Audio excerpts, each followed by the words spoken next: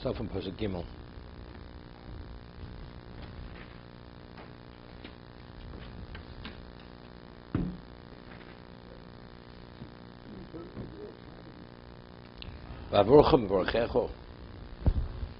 I will bless those who will bless you, and those who curse you, or I will curse.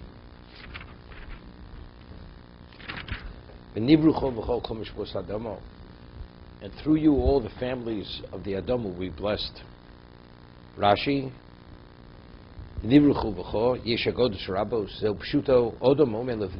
Avrom.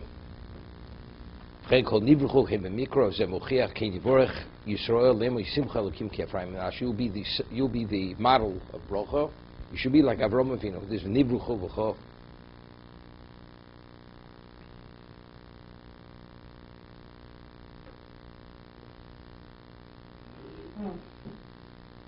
The Rabbi Kalatsky explains was the nivruchu v'cho kumishvos adamo, that there's a shefa, there's an abundance of positive energy coming to the world. It comes through Avram Avinu. And through Avram Avinu, whatever is the overflow, that goes to the nations of the world. So why does the world have relevance to bracha? Because of Avram Avinu. And why are they beneficiaries? Because Avram is the pass-through to them. That's nivruchu v'cho kol mishchos adama. It's interesting. I'm just to explain it. The Gemara says that, Rav Shimon Yochai says that if a person goes and he commits himself to Torah, then it's mlachton asasai de'achirim. That's when osir tzonu shel mokom. When you do the rotzon of Hashem, so our chores will be done through others. However, eno osir tzonu shel mokom, then we have to do, and that's the second parshas of Kriya Shema. Usafta de gonecho, you have to bring it in yourself. Your own harvest you have to bring in. But if you are committed totally, then it's lach nasasai de'achirim. V'nivrucho kol mishchos adamo. Through Avram Avinu, all meaning, if Bereishis bara Elokim, if the world was created for Klal Yisrael, so why did the Umas Olam, why do they exist? They only exist to what? To accommodate Klal Yisrael. In their, what if Klal Yisrael is not doing what they're supposed to be doing? So the majority of what passes through us goes to them, because our capacity to retain what's ours, we don't have the capacity to retain it. But factually, what is the avenue of the flow? It's through Klal Yisrael. Klal Yisrael is the objective of existence. The nivru chuvcha mean whatever they get goes through you. The question is now how much do they get? What do they do? Don't they do? So that will determine how much. So their brocha is through you. I'm just coming to explain the way Rabbi Kalatsky learns the nivru chuvcha. Through you they will have, not the way Rashi learns. The bracha they will receive is through you. It depends. It depends. Not they no, they don't get do. No, they don't get do. No, they don't get more. It's ours. They get less. They get less. And what? Then a certain amount that has to come. They will ultimately. They will have it. But even what they have, this is really what the Brisker Rav says. There's nothing in existence which happens if it doesn't somehow relate to Torah. So as much as they believe they're doing for themselves, ultimately, directly or indirectly, the beneficiary will be Torah and Klal Yisrael. Right? That is the Gemara, they said, whatever we did only Kadesh Yisasku Yisrael B'Torah, that the Jews should study Torah. The Romans. Only that. Because factually it's the truth. Even though they're getting the abundance, or the majority of what it is, but it does make a difference. Who? They feel they because of them. No, that's the question. It's the Brisker Rav. It's not accusing them not telling the truth. It says B'Shulatzmas, he said. So the Brisker Rav asks, it's a time of truth. They're not lying. But rather, then they understand that nothing can happen in existence unless it's somehow linked to the learning of Torah, the upholding of Torah. So if that's the case, they deserve rewards. Hashem says, yeah, but what was your intent? That may be the reality, but that wasn't your intent. Therefore, you deserve nothing. That's how the Brisker Rebbe learns the Gemara, Navodah Zorah. That's the end of time. Good. The first prophet is one also said, Magen Abraham, looking at the Magen, it's what? It's a shield or something, right? A protector. So why would it say the source of the prophet is going to be Abraham? Why does it go to Magen instead of the source of? He's the protector. Right, but it's got he's a protector of bracha. Is that how you understand it? You know, we're the smallest people in the world. Right. Right. This was mentioned from Rabbi Yaakov Emden in his introduction to Siddur. Right. We have no Nisim Gluyim. We have no revealed miracles today. There's one revealed miracle: the existence of the Jewish people. Right. Okay. That's Mogen Avram. Hashem wouldn't be looking after us. We'd be gone a long time ago. Right, but here it says those who bless you will be blessed. What does one have to do? So what? Therefore what?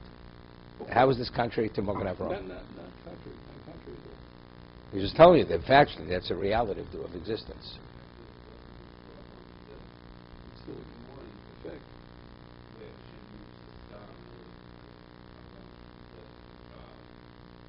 He doesn't move the star. No. He says, Avram ein lo ben, Avram yesh lo ben. Doesn't move a star.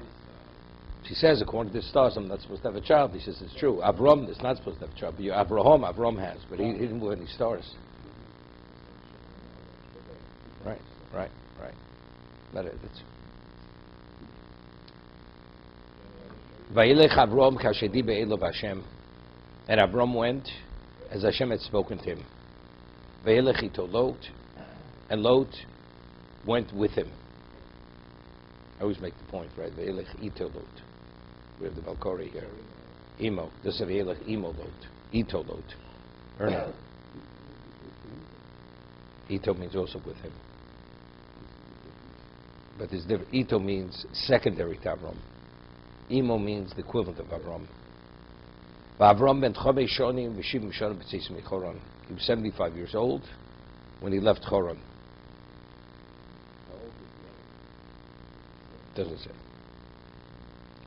Vayikach Avram es Sarah Yishto v'Slot ben Ochiv v'Skol Rechusham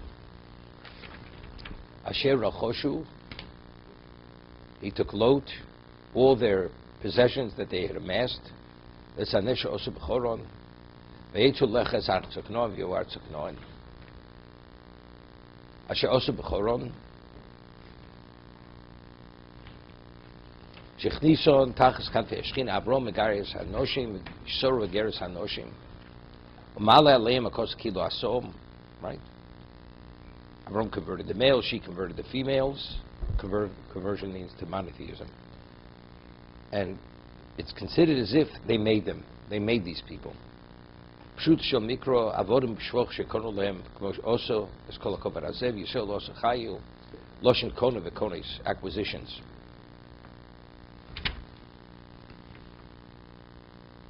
Why is it important for the Torah to tell us that he took Lot?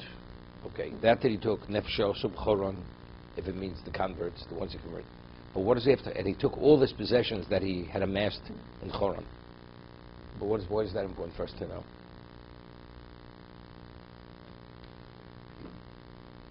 Seems to be what he took from Choron or Urkazdim, two different locations. He went from Urkazdim to Choron to Canaan. From Urkazdim could be he didn't take anything there. It's like you have Irin Dachas. Everything in Irin Dachas, because of its representation, has to be destroyed. So you would say Choron, maybe because of also of its representation, maybe he should leave it all behind. Like you find later, it says that Yaakov had purchased Mars Machpelah from Esav, and he said he had given him all his wealth that he had earned in Chutz La'aretz, he gave to Esav for it, because Ein Kedailo, it's not worthwhile for him. There's a difference between what you acquire in Chutz La'aretz and if you acquire in Eretz Yisrael. But I'm saying Choron, maybe you think because that has a certain negative connotation, maybe it's tainted, so maybe you shouldn't take that with him. There is no Choron's okay, because if you take a look in the Ramban,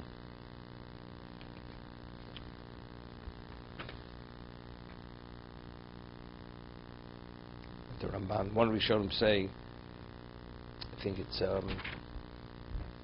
one of the Farshim in Pirkei Avos, either Rabbi Yonah or Rashi brings from Chazal, that when he left Ur Kasdim, he went to Choron, he thought he could do outreach in Choron.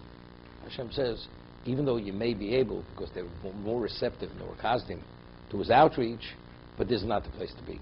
The place to be is in Eretz Canaan. That's where you really need to succeed.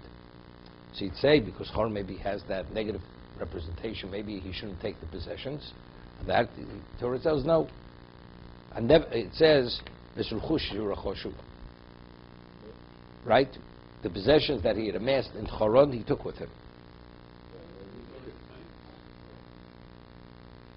Well, he was famous he was famous as a troublemaker, right? As a troublemaker, and also he had his following. Going to Rambam, he had tens of thousands of people following him when he went to Canaan. Yeah.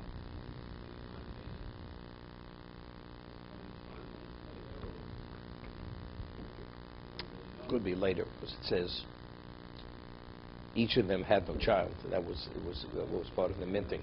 Could have been later. Okay, let's see tomorrow.